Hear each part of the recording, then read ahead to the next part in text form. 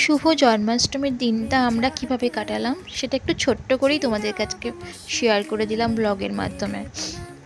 তো আমাদের নেমন্তন্ন ছিল, তো আমরা আজকে চলে গেছিলাম অনেকটা দূরে জন্মাষ্টমীর গোপালের জন্মদিনের নেমন্তন্ন খেতে। তো গোপালের বার্থডে বলে কথা, তো বিশাল ব্যাপার। তো জন্মদিনের নেমন্তন্ন পেয়ে আমরা সব চলে যাচ্ছিলাম সেই জায়গাতে, মানে এক দাদার বাড়ি যেখানে আমাদের নেমন্তন্ন করা হয়েছিল। তো অবশ্যই নেমন্তন্ন রক্ষা করতে যেতেই হবে, এবং আমাদের আরও দাদারা সবাই আগেই চলে গেছে, তো আমাদের একটু যেতে লেট হয়েছিল। তো আমি আরও অনেকটা পরেই চলে গেছি। তো আমরা কোথায় যাচ্ছি তোমরা দেখো, আর গোপালের পুজোর সবটাই তোমরা ওখানে দেখতে পাবে। ছোট্ট করেই হয়তো আমি ভিডিওটা করেছি, কিন্তু তোমরা দেখতে পাবে ছোট্ট নাড়ু গোপালকে। তো চলো থাকো আমার সাথে, দেখতে থাকো।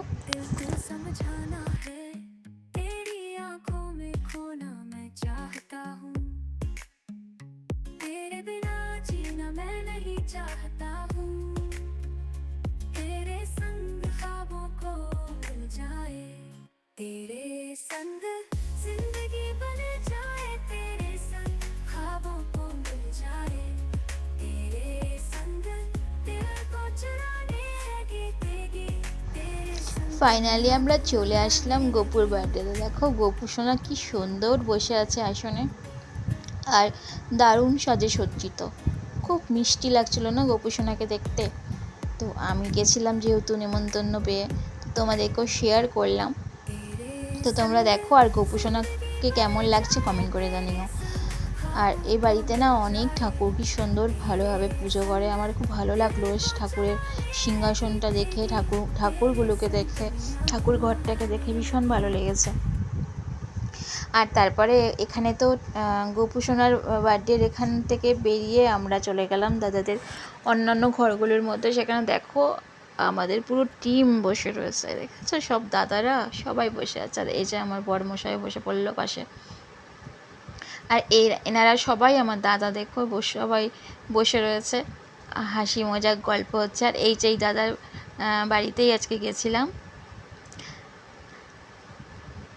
তা আমি ওদের সকলের ভিডিও করে নিয়েছি। আর করেছি কেন, তোমাদেরকে দেখাবো বলে। আরে আমার এই দাদাটা খুব ইয়ার্কি করে। আর এখানে অনেকেই আছেন, আত্মীয় স্বজনরা সবাই বসে আছেন। আর এই যে দিদি বসে আছে। দিদি তো কিছুতেই ভিডিওর সামনে আসতে চায় না, জোর করে নিয়ে চলে আসি মাঝে মাঝে আমি।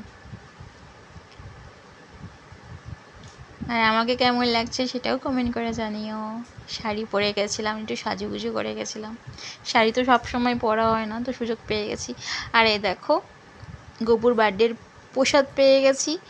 তো এটা দিয়ে ফার্স্ট স্টার্ট হয়েছিল খাওয়া দাওয়া। তারপরে আমরা যেগুলো খেয়েছিলাম সেগুলো তোমাদেরকে শেয়ার করতে পারিনি, তো অন্য ব্লগে তোমাদের অবশ্যই বলবো। আর এই যে বাড়িতে আসছি, দিদির হাসি শুনে তোমরা বুঝতেই পারবে। চলি, গুড নাইট।